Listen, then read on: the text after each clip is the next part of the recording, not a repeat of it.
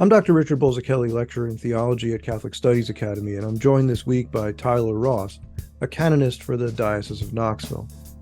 Today we'll be talking about his work as a canon lawyer, and in particular, canonical issues surrounding matrimonial law, annulment, dissolution, and other related questions. So, why don't we jump right in? Mr. Ross, many people in our audience probably have some idea of what a canonist is and what a tribunal is, but I'm sure others don't. So why don't you explain what this is? How would you go about explaining that? Yeah, sure. I think it's a good place to start. So the way I normally explain what a canonist is first of all breaking it down in two ways: what we study and then what we do. And so what we study, everyone knows what a JD is, right? A lawyer, right? They get a Juris Doctorate. And so my degree is actually essentially the equivalent of that, but in the ecclesiastical setting. So I got a 3-year degree in the governing laws and structures of the church.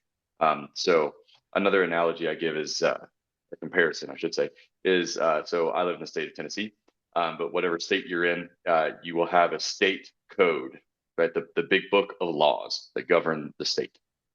And the church has the same thing. We have a big book of laws that governs the church. And there's other laws that are not in that big book as well. So like liturgical law and things like that. So my area of study was in the code of canon law. So like a regular lawyer would study the code, the Tennessee state code or federal law, statutory law. I studied the statutory law of the church, which we just call canon law. The word canon itself it's kind of redundant, actually. The word canon means like a rule or measure of something. And so typically it gets translated, or sometimes at least it gets translated as law. So canon law, because of the redundancy, it's just law.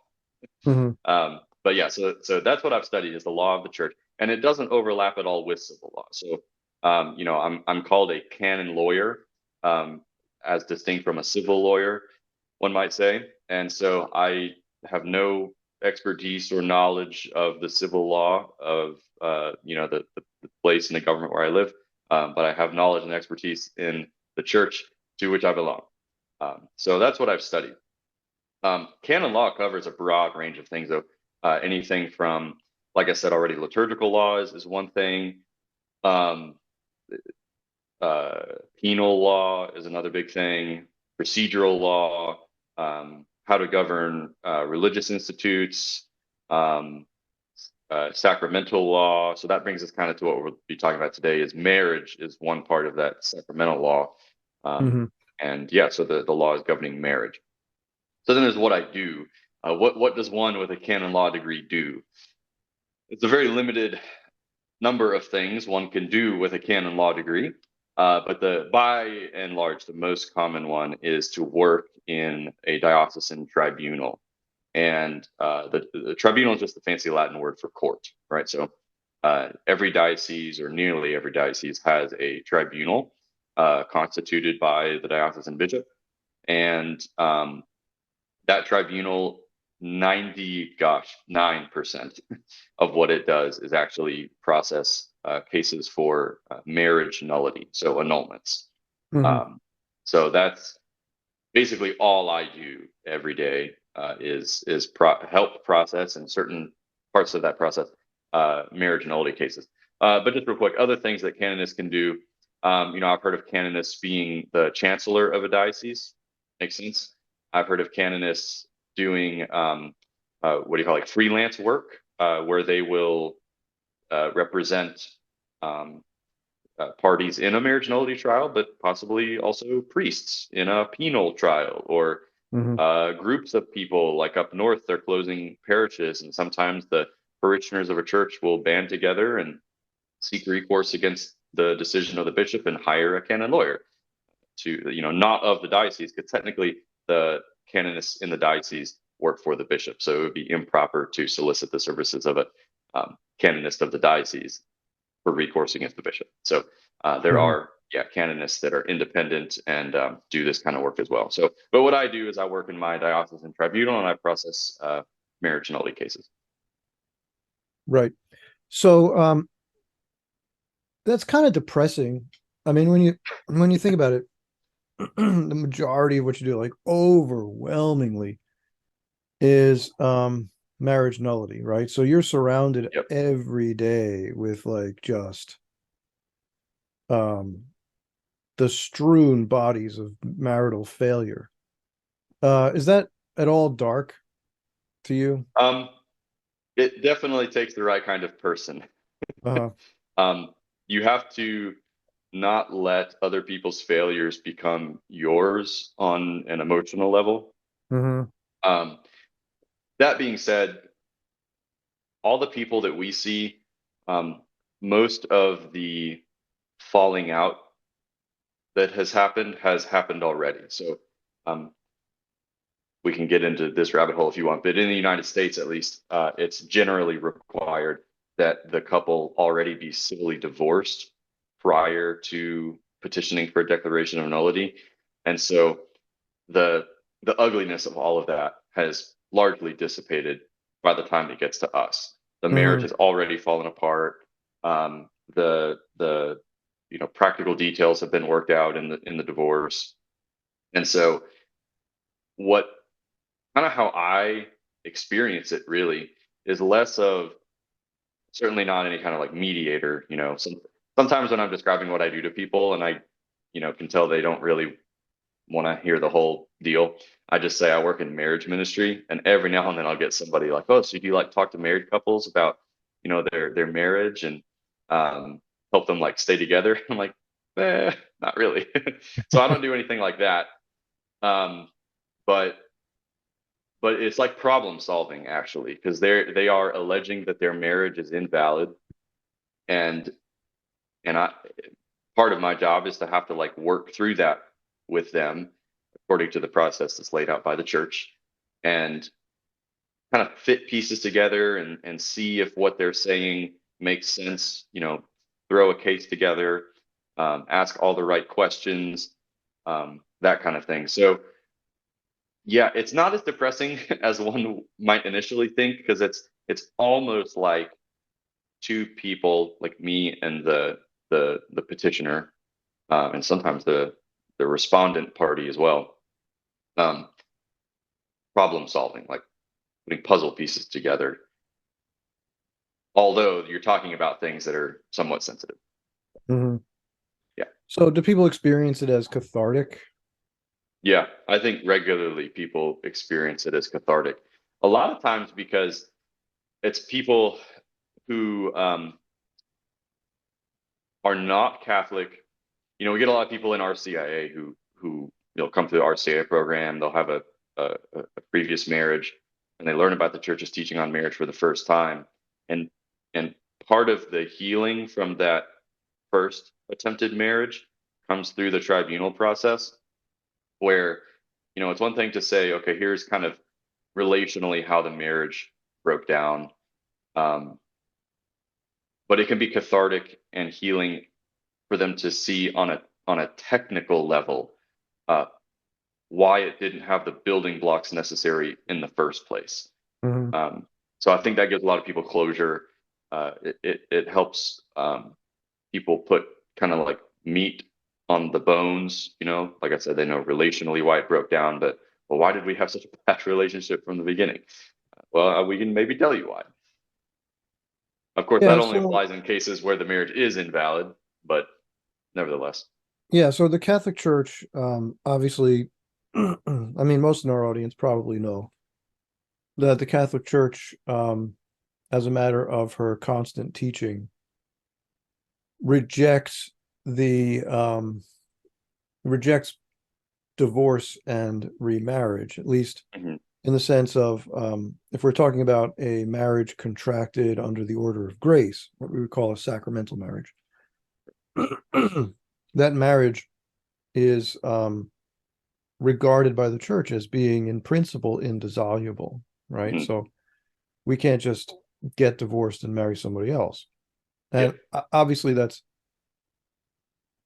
we know, you and I know, and many in our audience would be aware that some of the controversies currently swirling around in the church regard how to address the situation of those who, having dissolved a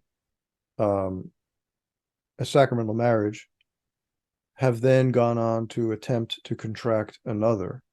At least now, when I say dissolved, I mean under civil Right. courts.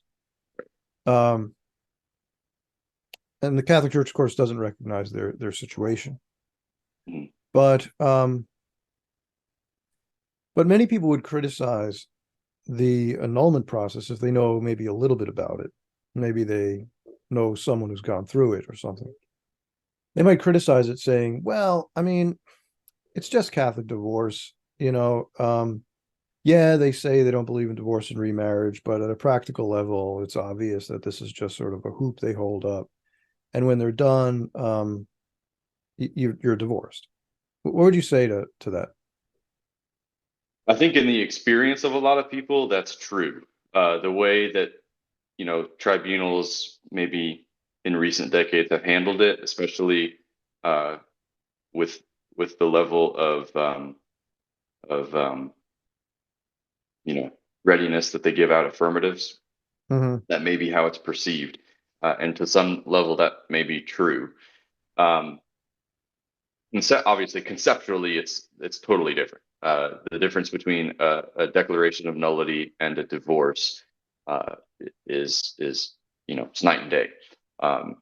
Obviously, divorce would be a dissolution of the bond that was there, and now it's gone. Right? It was validly placed, validly given, validly received, and we're going to erase it. Whereas the declaration of nullity would really say, we thought there was a valid contract from the beginning. It all looked good, but it wasn't there. There was something missing in the beginning when the contract was signed, as it were. The vows were exchanged that made it not actually there like we all thought. So I think how one conceptualizes the process, we can do all we can to make sure that the process and everything is done correctly.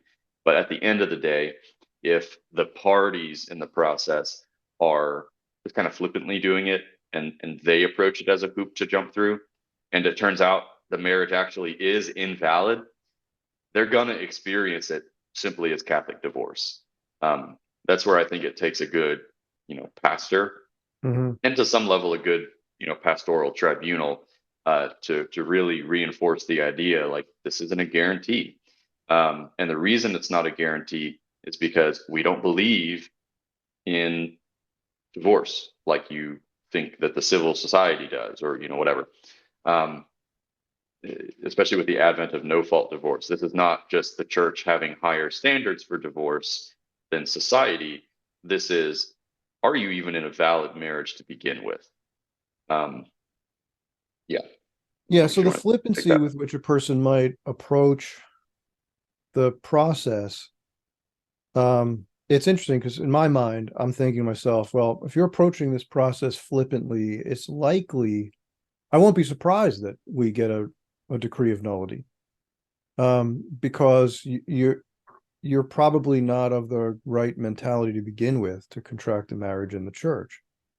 And so I'm not sure, like, what, aside from cleaning up some paperwork, I'm not sure in terms of spiritual growth just how much good has been done for you in that particular case. Like, are you really better prepared to maybe attempt a valid marriage at this point? I'm not sure the answer is yes. Yeah, I tend to think no. In fact, I recently gave a talk to the DREs and RCIA coordinators of my diocese about a topic relating to this, where so related to RCIA. I also teach one of the RCIA classes at my parish. So that's one reason I was able to go to this. But the approach that RCIA catechists and DREs take when people come to RCIA who have a previous marriage, right? What usually happens is that they say, oh, well, okay, you can't become Catholic until you get a declaration of nullity, because we don't regard this marriage as valid. And I have a huge problem with that approach. I think that's a terrible approach for a number of reasons. First of all, because it makes me out to be the bad guy, right? I'm the one who's preventing this person from becoming Catholic. But it's not me, it's you. What we want is authentic conversion, authentic metanoia, and a true profession of faith, right? Which would include a sober realization of one's own status as far as your marriage.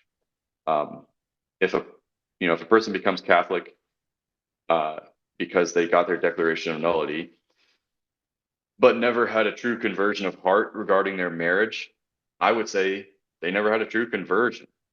Hopefully that comes later, and I don't think I would say we shouldn't have allowed them to become Catholic necessarily, but the point in that talk was they can become Catholic whenever they want, because what we should be doing, even before telling them about the annulment as a possibility, is helping them convert their heart, mind, and soul, and repenting of their sin.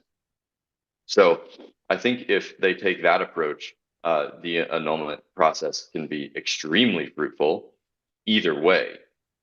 If they don't take that approach and they want to have their cake and eat it too, then we can clear everything up on paper. We can declare that they're free to marry each other, but have they actually converted? That was the question I posed. Subtly answered by saying no. And yeah, so I'd like to get back to the beginning of your question. I do think it depends on the approach one takes. The tribunal is not going to remind you over and over again, this is not a divorce, this is a declaration of nullity. Have you converted your heart to Jesus, X, Y, and Z? That's not our job. We can maybe interject that in a few places where we think it might be appropriate, but that's not what we're here for. Yeah. Yeah. So, all right. So I think, I guess I, in the minds of many people, though, they'll kind of, I suspect that as people go through their own experiences of marriage, let's say outside of the canonical process, maybe they're not Catholic even, they might rehearse their marital history and try to interpret what happened. And, they may find themselves tracing back sources of disunity to the very beginning of their marriage, just in their own analysis. Now that's not canonically a process of annulment, but I think maybe people could say that they think of the Catholic process of annulment as just divorce, because isn't that just how divorces happen? Isn't that what people do when they get divorced?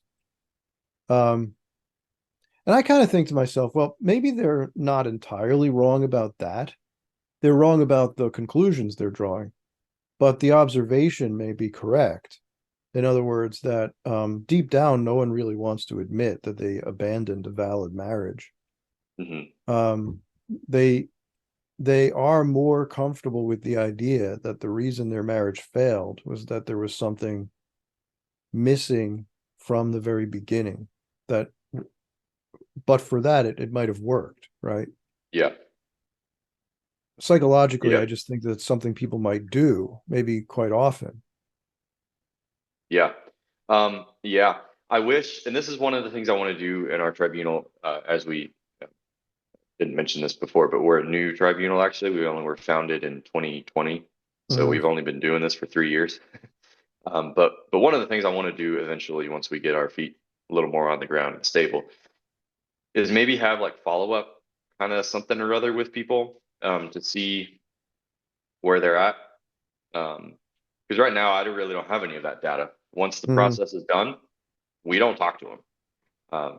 So I see how people handle it in the midst of it, but I don't see how people receive it and like kind of sit with it for a while. So I can't really speak to that, to be honest. Yeah. So, I think the well, let me ask you this question.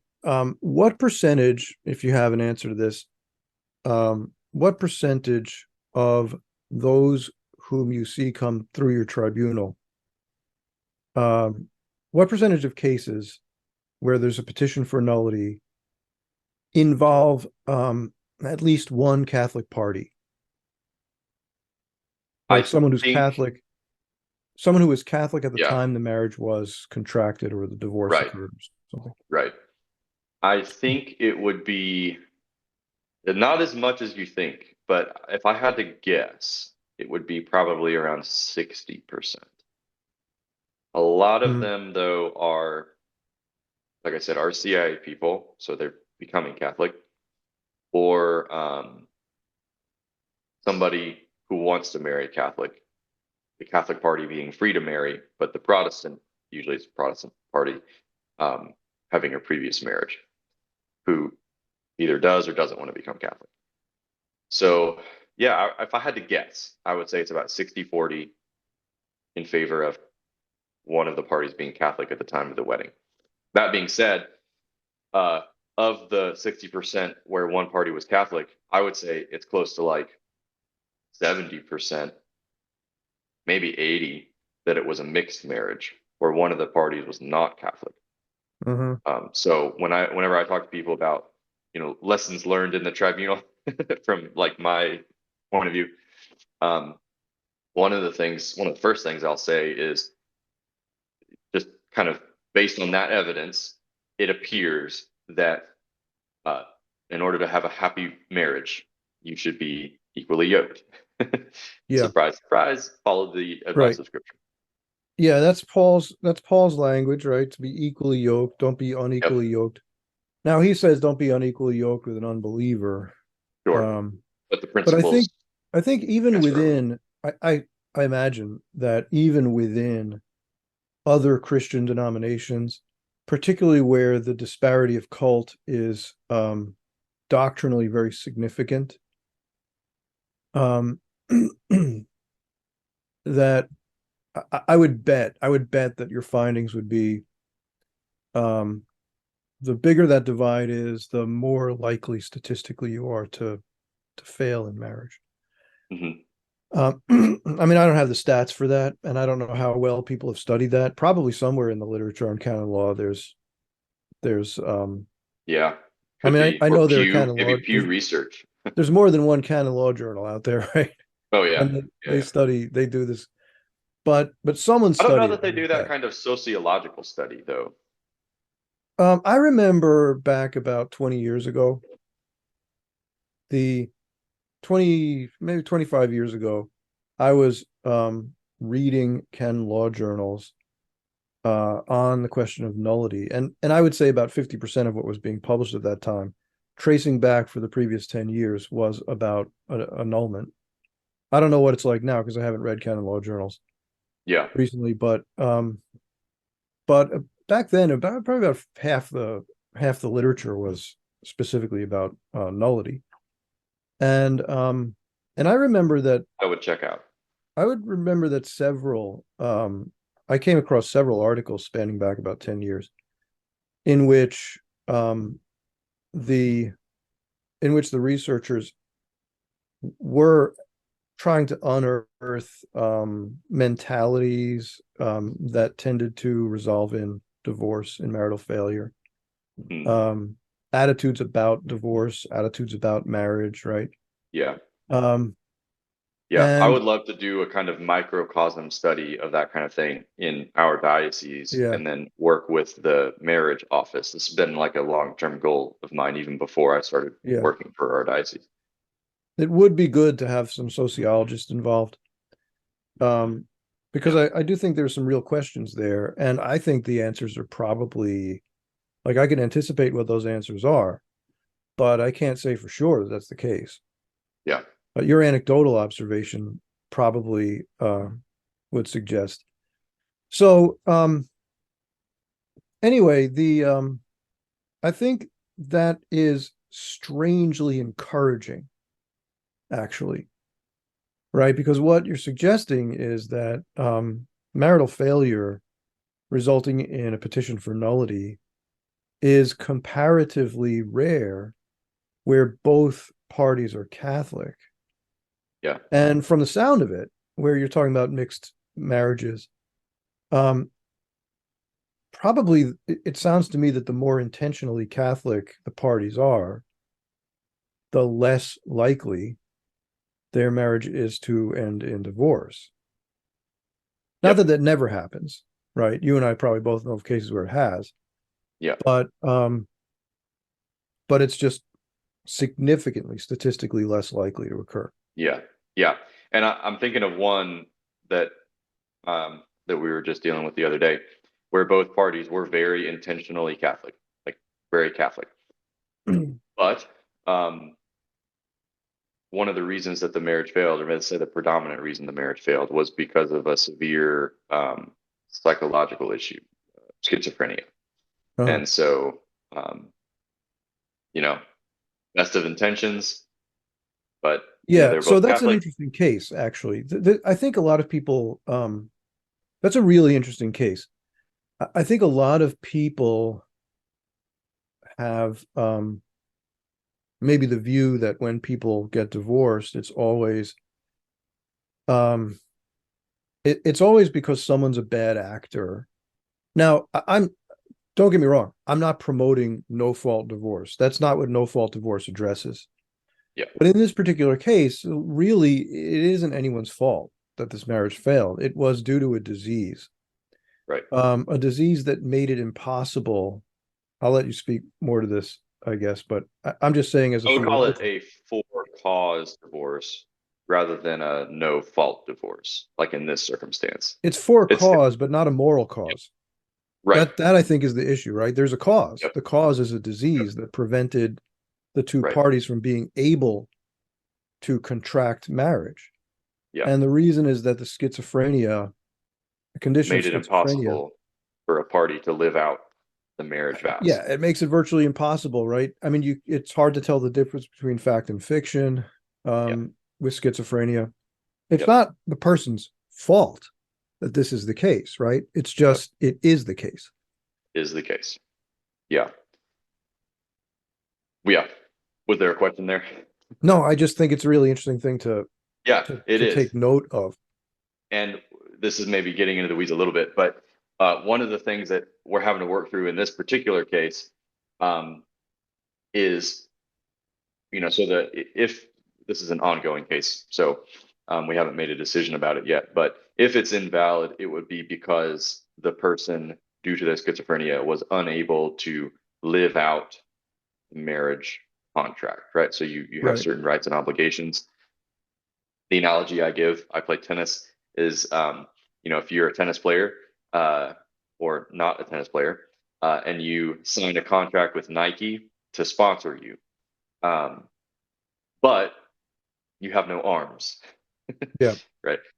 You could have signed it somehow, right, through a proxy or something, but but if you can't play tennis, Nike's not sponsoring you. That's an invalid contract. So similar thing, but on a psychological level. If for psychological reasons, you can't live out what you're saying you're going to do, you can't fulfill your end of the bargain, so to speak, Right. then you're Now, incapable of contracting marriage. yeah, so So let my me my jump in question on for this this because okay, yeah, go ahead. so I think an important point on this matter is that the condition of schizophrenia in this case would have to have been that severe at the At time the the marriage time of was the wedding, contracted. It couldn't be something that exactly. happened afterwards. Yep. Now, I'm not a psychiatrist, so I don't know enough about how schizophrenia develops in people, but like Yeah. it would have to be a severe and persistent form of schizophrenia at Yeah. the time the marriage was contracted, right? Otherwise, you made Yep. vows for in sickness and in health. And sickness and health, exactly. Yeah. So we look at that too. Um, in this particular case, it was severe at the time of the wedding. But what's interesting is that, and this is typical, I think, in my understanding with schizophrenia, is On medication, you're good. You're totally fine. You may have a little quirk here and there, but like whatever, nothing invalidating. But off medication, you're very not fine, Uh-huh. right? That's where that's reality starts to break down when you're not on medication. So the interesting question that we're going to have to ask is, given that the party was on medication at the time of consent, um, were they capable of contracting marriage, or is the habitual need to be on medication, otherwise your reality breaks down, an invalidating condition? Yeah, so now you're asking that as a lawyer. Let me address it as a theologian. All right. So my conjecture here would be it depends. Mm, All right. So it's possible that there are things we simply don't know.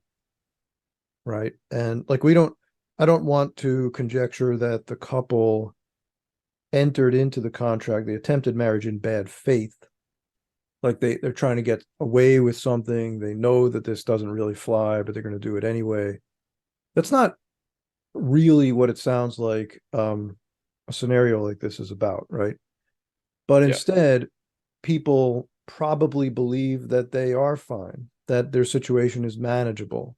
Like, and that's assuming that somebody actually was on medication and understood their condition. It's also yeah, possible that I've heard of cases where people they don't really know they don't know they have this massive condition, right?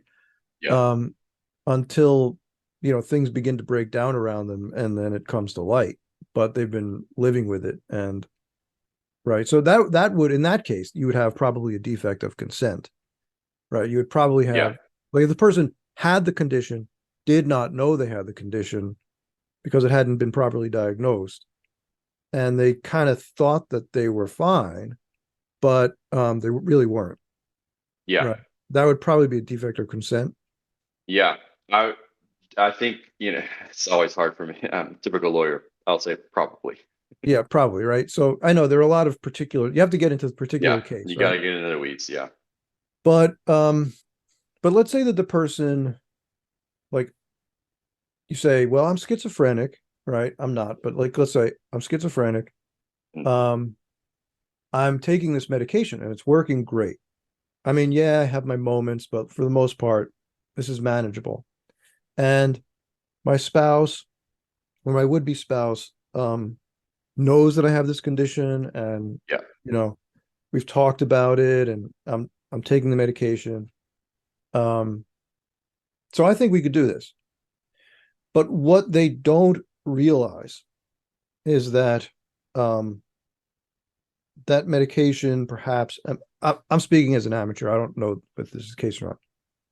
But let's say that that medication, maybe the doctors know that it could work for a while, but you never really know when it might stop working. And if it does, what else they could do about it. Hmm. And for whatever reason, that concern has escaped the notice of the person involved, Yeah. right? Well, then I don't see, that would be one of those cases where I might say, it's not a defect of consent exactly. Maybe on one could argue maybe a defect of consent because they were consenting to something they didn't have the full knowledge, right? It was like not informed consent, I guess. Yeah.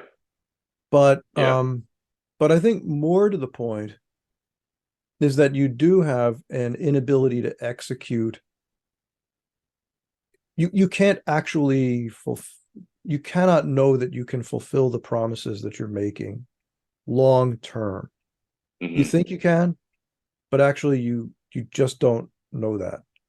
Yeah. Uh, That raises another very interesting kind of question, though, is how long term must it be? So we've right. raised the I could go hypothetical about, senile, right?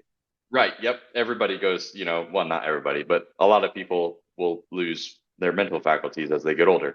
Let's say, hypothetically, one could know that one would get Alzheimer's a week after they got married. Hmm. Or let's make it easier. Let's say you know that you'll get Alzheimer's 30 years from now, whatever, right? Yeah. 50 years from now. Nobody would say that's an invalid marriage. Just knowing that you'll eventually No, because in that be time, mentally incapacitated. yeah. Yeah. So then, but back that down to a week, back it down to a day, right? Yeah, In I that don't I circumstance, more people might be inclined to say, oh, maybe that is invalid. My opinion is that it's not, yeah, as I long think as you and I would you're, disagree on that. I think oh, really?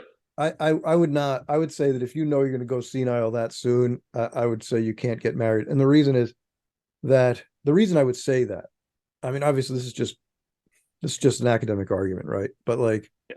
the reason I would say it is that I think you need to have a good faith belief that you could kind of, barring some unanticipated event, um, or barring something sort of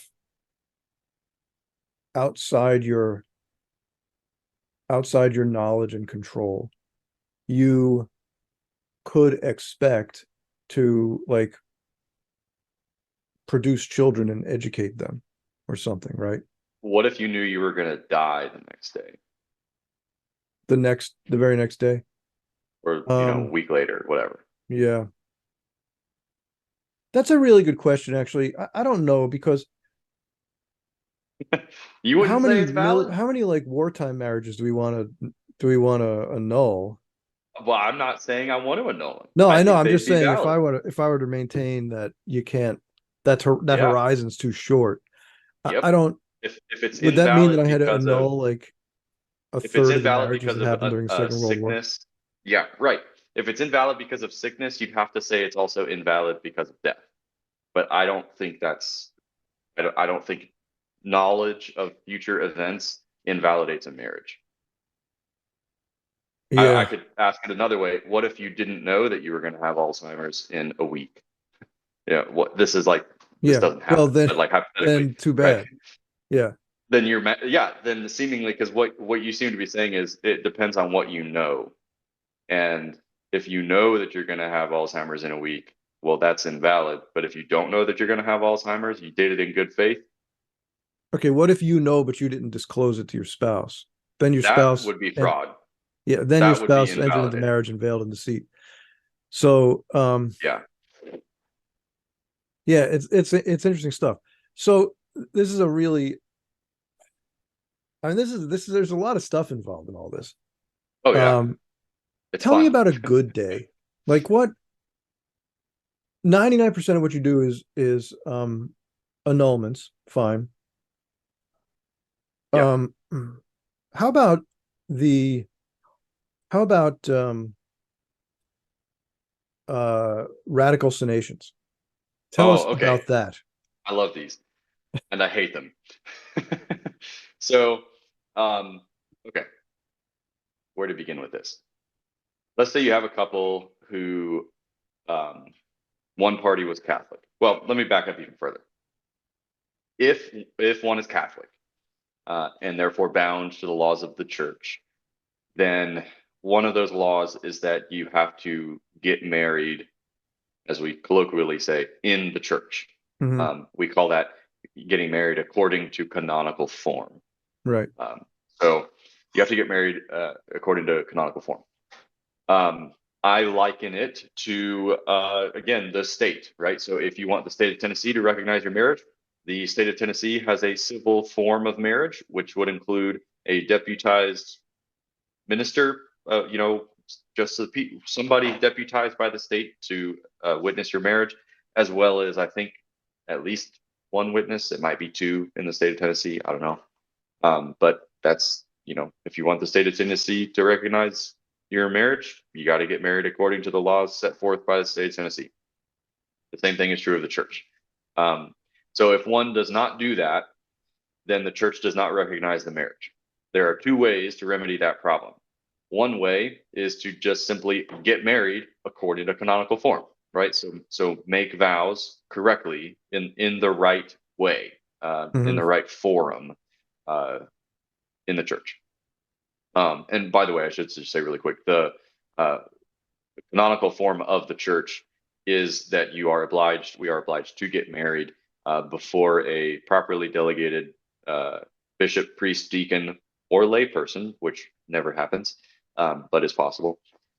So you have to get married before one of those four people, and the two layperson witnesses. is possible under very specific canonical circumstances, though, right? It's not.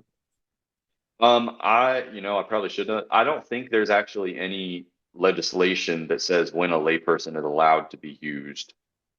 I would have to go double check myself on So that. I remember kind But of in the nobody marriage does stuff, grant it. there's like, if you can't get to a priest within a certain period of time or a deacon, Yeah, then you could pronounce your vows in front of yeah, another layperson. yeah, And I always thought of that as being something like, you're a refugee or something, or you're off yeah, someplace you can't, yeah. or Or like, they're like mission territories where priests don't come yeah, by very often, right? exactly. There was a priest in my canon law cohort actually who was from Papua New Guinea, Yeah. PNG as he would always call it, and in Papua New Guinea, like, yeah, you would go without a priest for a long time. So that happened there. But yeah, so okay, radical sanation. So there's two ways to remedy the problem of not being married in the church. One is to do a simple convalidation, which is just get married according to Uh-huh. canonical form. The other one is this weird thing called, in English, a lot of times we call it a radical sanation.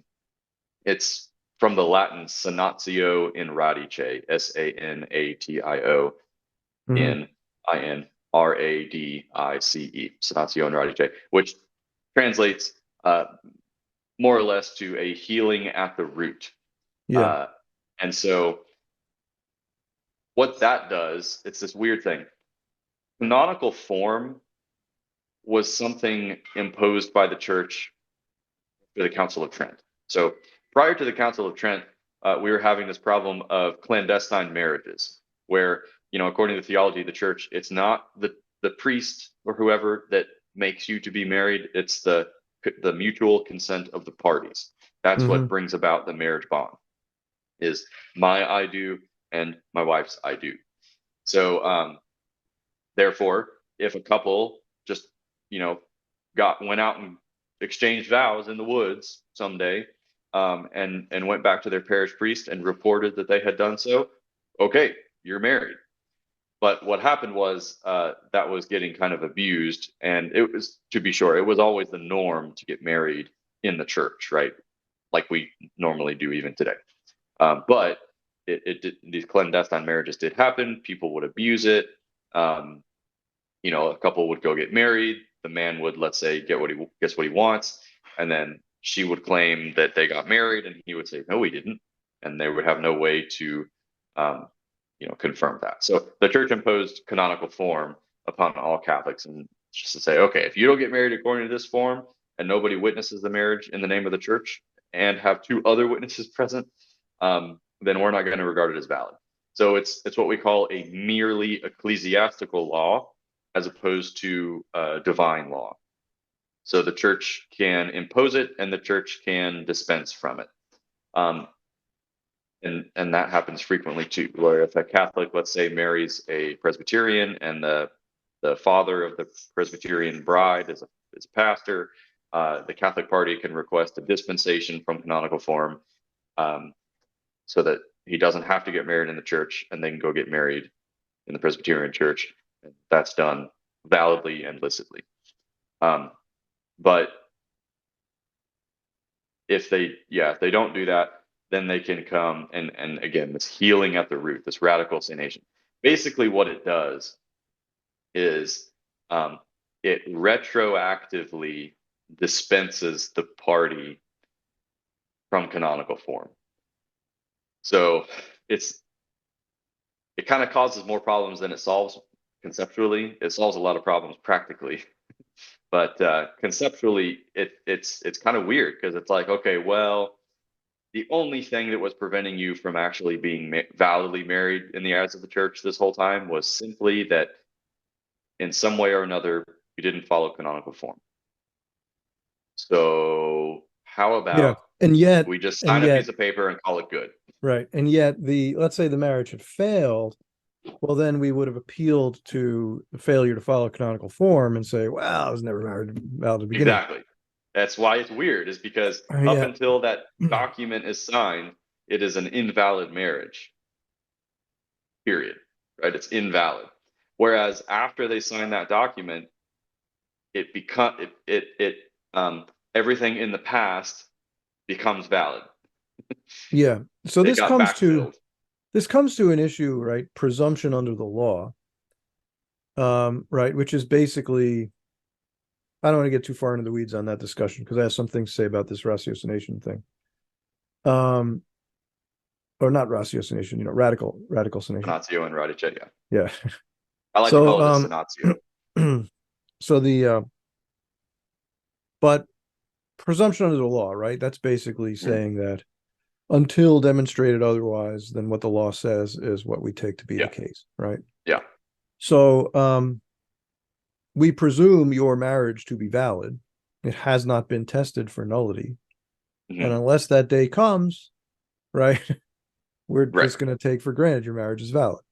Yeah. And that's true of marriages that appear happy on the surface, and it's true of marriages that have ended in divorce. Right?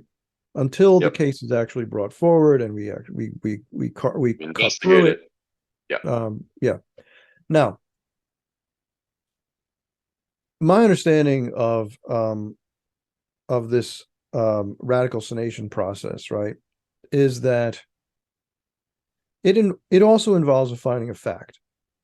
So we can't just willy-nilly, I mean, it's not a magic trick. We can't just willy-nilly decide that one marriage is valid and another is not. What's actually happening is that, this is my theological understanding of it. We recognize that when the couple exchanged their vows, when they began what they considered to be their marriage, their intention was to do what the church understands marriage to be.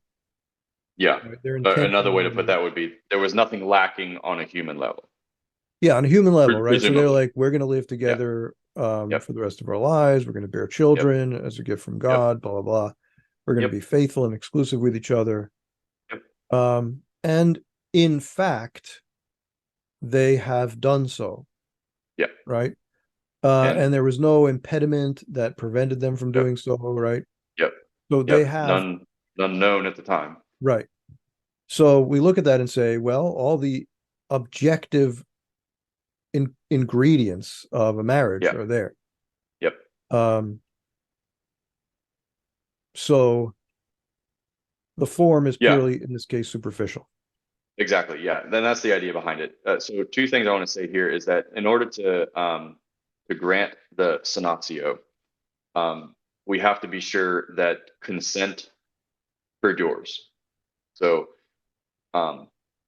we can't, legally speaking, sanate a marriage where the couple no longer wants to be married. So that would be like an invalid canonical act if it turns out the couple didn't want to be married anymore. So there is some kind, at least, and that's the reason why I'm qualifying this, will make itself clear in a second, but there has to be at least some kind of knowledge on the part of the one giving the senatio that the couple still wants to be married. The other thing I want to say about it is that in canon law, it actually says that the senatio can be given even without the knowledge of the parties, which can sometimes complicate things, but it sometimes can actually make things very easy. So one example that was shared in my classes, a number of years ago, was not an example where canonical form was not even attempted. It was an example where canonical form was attempted, but it went awry. And so what happened was you have the Catholic couple, they're doing a wedding mass, and the priest, does the rite of marriage and all that, and then they get to the Eucharistic prayer, or somewhere along after the rite of marriage, he actually realizes, I never said the part with the vows. I never had them exchange vows. So he didn't say anything for the rest of Mass, but he calls them aside after, and he's like, guys, I'm so sorry. You aren't actually married because I skipped the part with the vows. So come to my I guess the not his office, it was the sacristy, I guess. Come to the sacristy and we'll just fill that in and call it good. And that would be okay, right? That would be okay for him to do that. Awkward, but yeah. Awkward, right? Like you had one job, or technically you had two jobs, say mass and make sure they say vows, and he did not do that. But anyway, so him and the couple go to the sacristy, they exchange vows, and they live as husband and wife for like 20 years, or whatever. It was a long period of time. Well, who did not come back to the sacristy with the priest and the couple? It was the witnesses. It was just three people. Yeah, You got to have five people minimum for a valid canonical marriage: the husband, the wife, the minister, whoever it is, and two witnesses. Five people minimum. And that one there were only three. And so in that particular circumstance, they did not want to remain married. But hypothetically, let's say they wanted to remain married, and the priest, somehow many years later discovers that he didn't have the witnesses there and he was supposed to. Well, he knows the couple, they're doing well, they're happy, they're having kids. He can simply, on their behalf, I guess is kind of how it would work out, but behind their backs, request a sonatio and radice, and they don't even need to know. So it's more like in those weird circumstances where either the priest didn't have or deacon or whatever, didn't have the proper faculty. So like, let's say he goes outside of his diocese and just fails to obtain the faculty from the local pastor or the diocesan bishop or something. Yeah, that probably happens a fair amount. I would say that probably, yeah. I mean, I don't know how much. Not like massive amounts, but like, yeah, because people often call in their own priests, right? And I would bet that sometimes people forget to file paperwork. I would think it happens more with deacons, where like deacons don't know. But then again, usually pastors of parishes know. And if a deacon is going to come do a wedding, then the pastor will be like, "Hey, have you requested your faculty yet?" And the deacon might be like, "I don't know, what's that?" And then find out. But I can. I mean, but whatever. Yeah. So in theory, it probably does happen. Remember how I said you've got a sonatio and radice on the one hand and a simple convalidation on the other hand. My read on things, limited read on things, is that the simple convalidation primarily is meant for situations where canonical form was not even attempted, right? You didn't even try to get married in the church. And then the radical sanation, the sonatio, is more for those kind of like fluke scenarios where we tried, but like there was something just kind of weird that happened, and we should just call it good, right? Like, oh, we didn't have the delegation, shoot, my bad. Well, we'll just call it good. Even though technically speaking, the law says a radical sanation can be given anytime the invalidating circumstance is merely ecclesiastical law. So that can be anything from one minor part of canonical form was lacking, all the way to the entire thing was lacking. So let me throw out a scenario. Yeah. This husband and wife, civilly at least, show up for RCIA. They both want to convert. And they come forward in good faith. They think of themselves as validly married. Now, they weren't Catholic at the time they married. So they're not bound to a form according to Catholic teaching, right? Yeah. But they were Protestant, some kind of Protestant. And in their church, they have a very conservative view of marriage, very similar to the Catholic view, let's say. But but under some circumstances, the language they use isn't language of annulment, but divorce and remarriage. Yeah.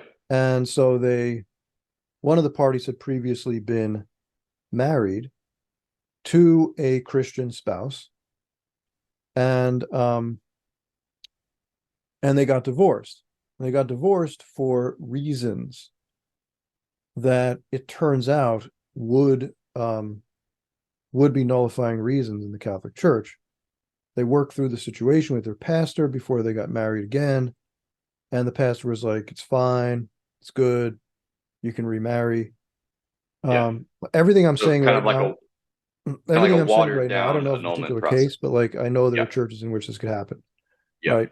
So, or So ecclesial are you talking churches. like a watered down pseudo annulment process Like in a within their in some church, kind yeah, of because they're not yeah, right, Catholic, right, right. but within Sure, their sure, sure. church, they approach things in a way that's similar, right? That's very Mhm. similar. Yeah, Maybe not with all the legal trappings, but they talk through the marriage. They're like, what went wrong? And they are in fact getting at what you and I would think about as nullifying yeah, characteristics of the attempted marriage, right? yeah, And so the pastor's like, yeah, you can get remarried, all right? But the Catholic Church does not recognize the legality of that particular process, right? And right. so she was Yeah, married in a this is Christian church in interesting. the past. Yep. She now entered into another marriage after having dissolved that one in a civil court. Yeah. We don't Tempted to recognize the dissolve it. validity of the marriage she's currently in. Would Yeah. this be a scenario in which the Catholic Church might use a radical sanation? No.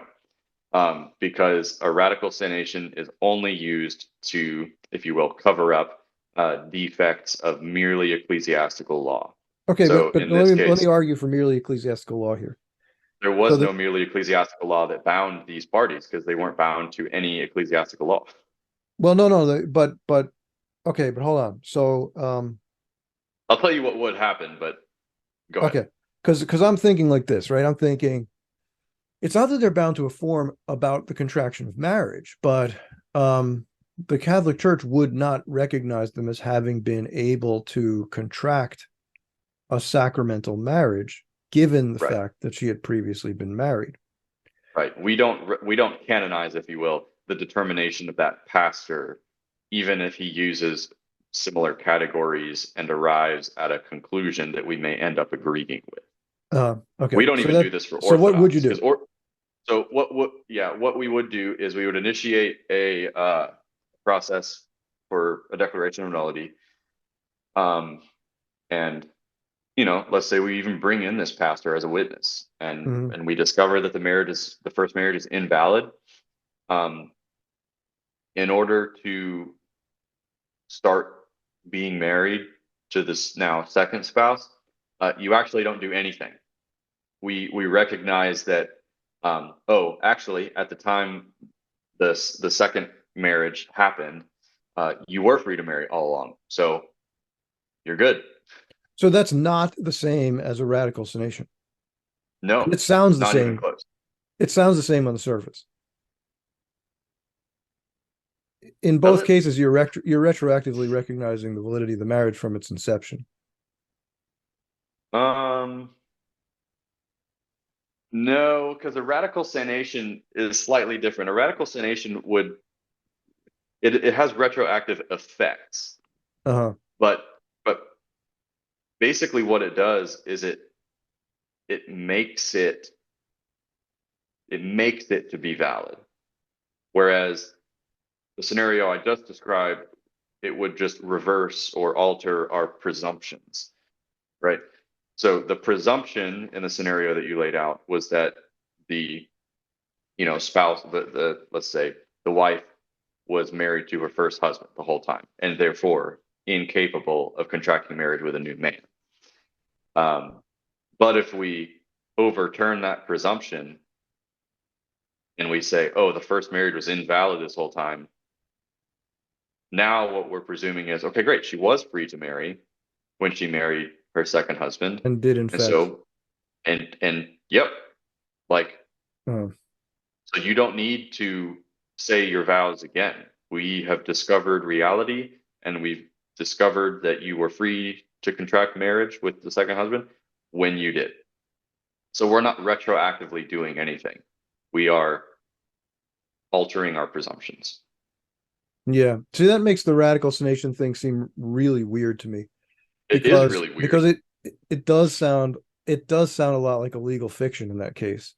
It Um, kind of is a legal fiction because up um, until the moment of that piece of paper, the marriage kind of hangs in the balance, right? Like if I got married outside the church, um, my marriage is invalid. It's invalid. It's invalid. It's invalid. It's invalid. And then when it comes time to, we are aware that we need either a convalidation or a radical sanation.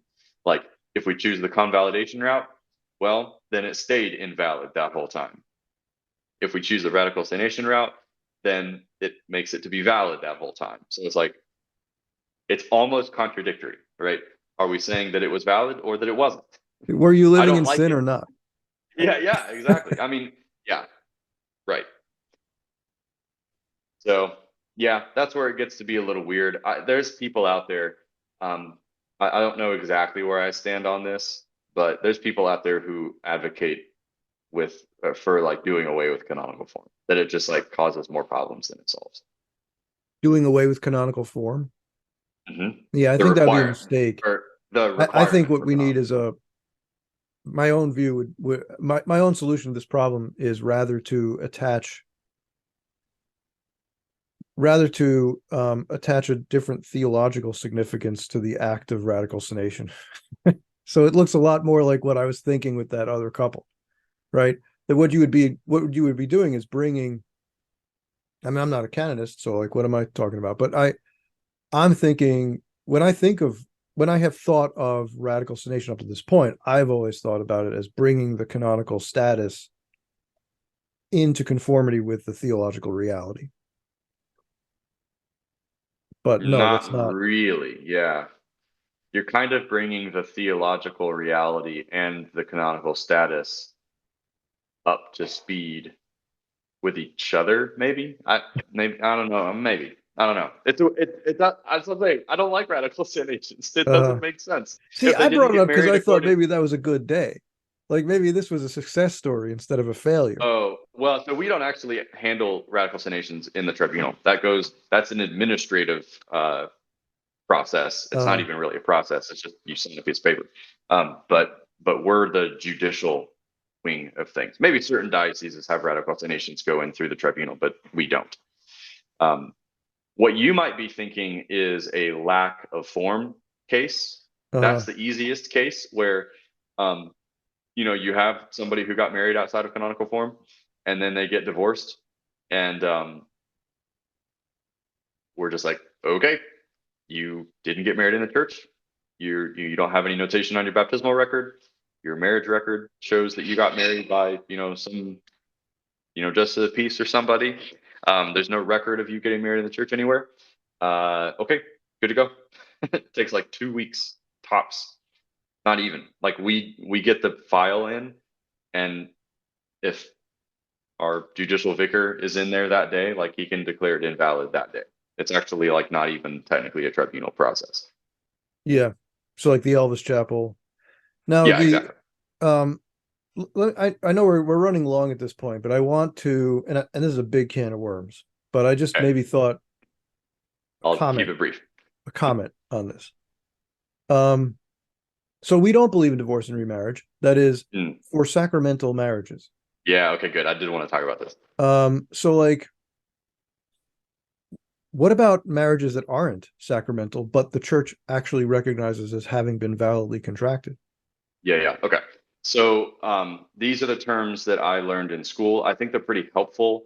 So we'll use them. Um, all marriages are what we would call intrinsically indissoluble, Mm-hmm. meaning the parties themselves are incapable. And by the parties themselves, I mean the parties to the contract, right? So the parties themselves are incapable of dissolving the bond. Why? Well, reason number one, that's precisely what they said they would not do.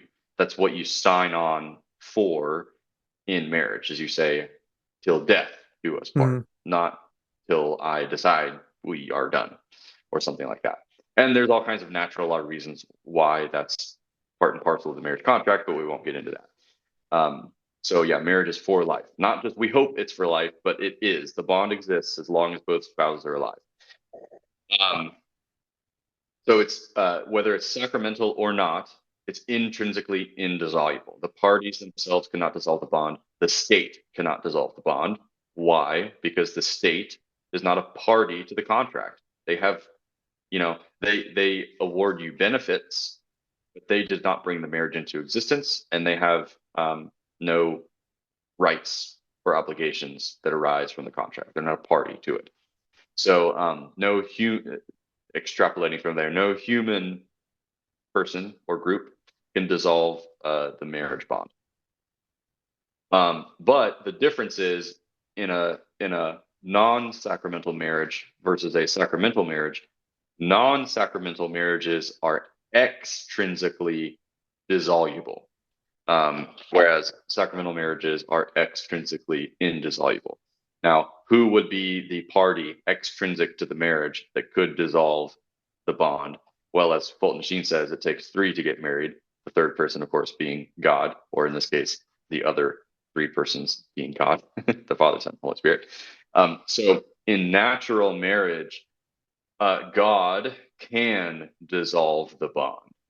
We see examples of this actually in the Old Testament where Moses permits divorce, right? Our Lord says this: Moses permitted divorce because of the hardness of your hearts, and God, we can read the whole Old Testament, did not regard anyone who was divorced and remarried as living in sin. Kind of weird to think about, but like that was the case. But why? Because it was a non-sacramental marriage. As soon as marriage becomes sacramental, this is the way I normally explain it. It signifies something, right? It's a sacrament. That's what sacraments do. It signifies and brings about a reality. And in this case, the reality that it signifies and brings about is the marriage between Christ and the church. And if any marriage is going to signify the marriage between Christ and the church, it must necessarily be indissoluble even by God, right? Because this is the eternal covenant. Mm-hmm. God will not dissolve the marriage between Christ and the church. And if a marriage between a man and a woman is going to signify that reality, God will not dissolve that marriage, right? The exception that we're given is God makes a promise in the marriage, just as the husband and the wife did. And when God makes that promise for the permanence of the marriage, he keeps it. It is not revoked. Yep, exactly. Right. So that would be the difference, is that that's why the church says when two people who are baptized get married, it's just simply by that fact that it's indissoluble. It's because the baptized man is capable of signifying Christ, and the baptized woman is capable of signifying the church. And when they make their vows, it is a bringing together of Christ and the church.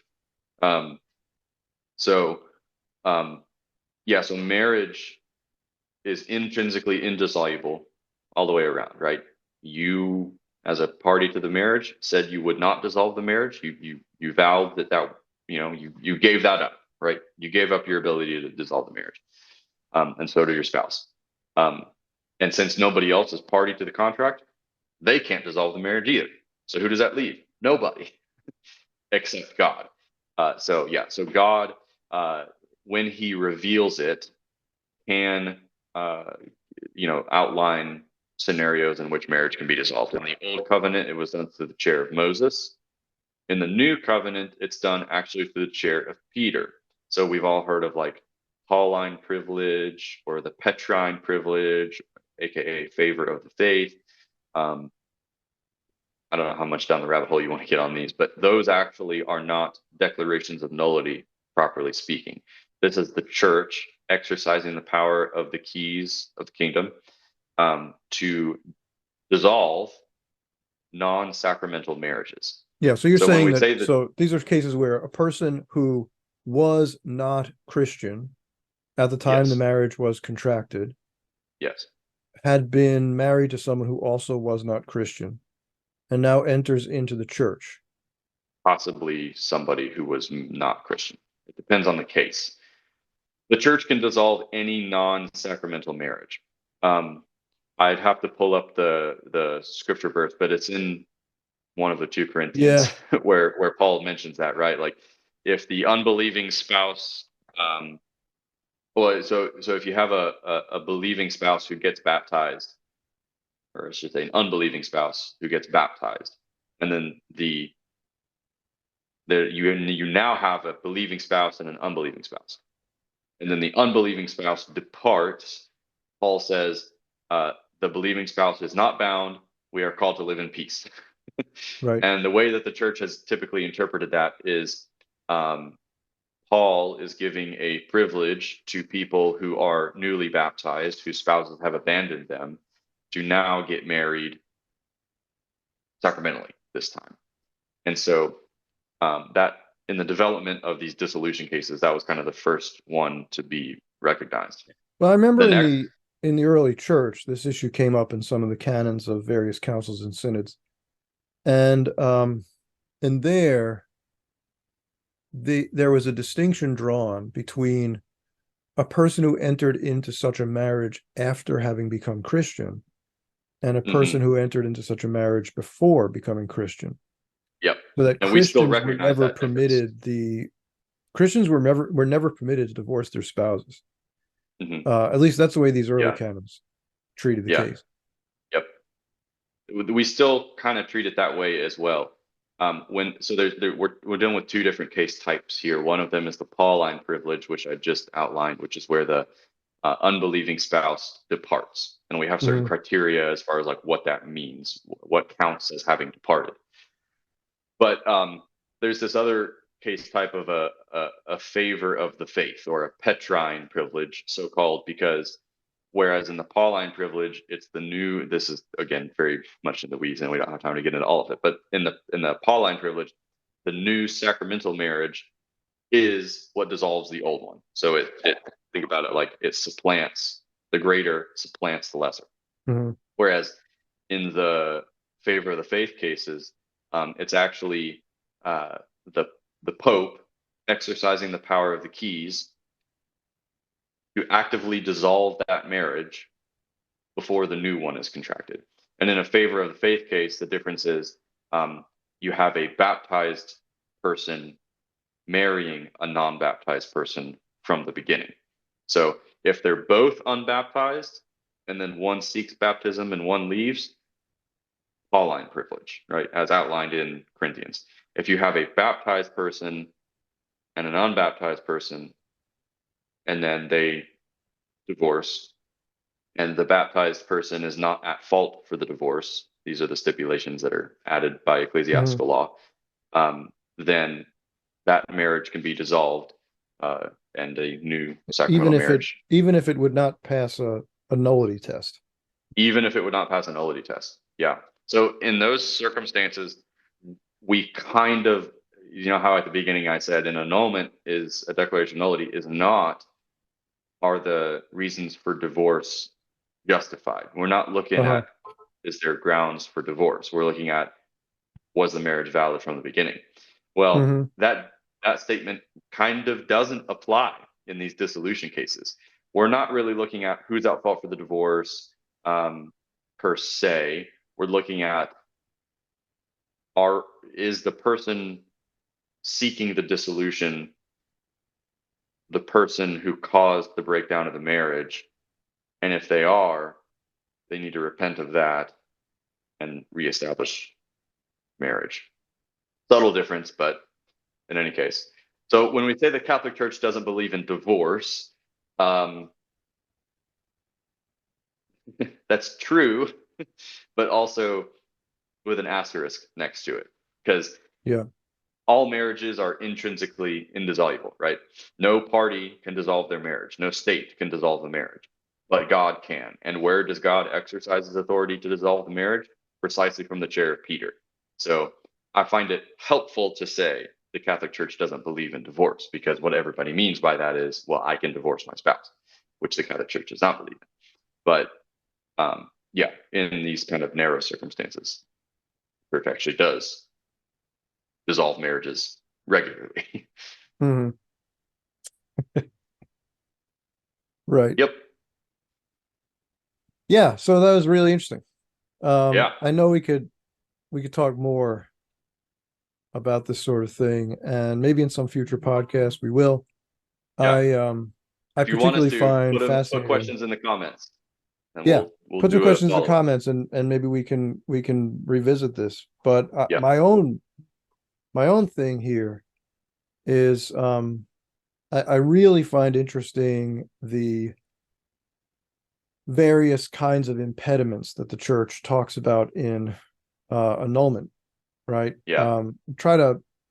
I'd like to do a podcast in the future in which we really talk about that. Cool. Yeah, we can do Mostly, that. My favorite one is crime, crimen, where if you murder somebody else's spouse in order to marry that person, then it's invalid. yeah. I think that probably came up because of certain known historical events, but There's a reason for every law. but I mean, it probably doesn't come up that often Yeah, in not these actual days. life, unless you're like a king. Yeah. But um, but nonetheless, I mean, maybe it does come up, but I do find the impediments really interesting, and I think that when you think about the number of instances in which nullity is in fact found for a marriage, it does kind of look like there is this people are just really poorly prepared for marriage. Oh, totally. Yeah. So yeah, I'd For like sure. to talk about that a little bit further in another podcast. Let's do it. But for now, thanks a lot for coming, Well, and I'm sure our audience has gotten a great deal out of this discussion.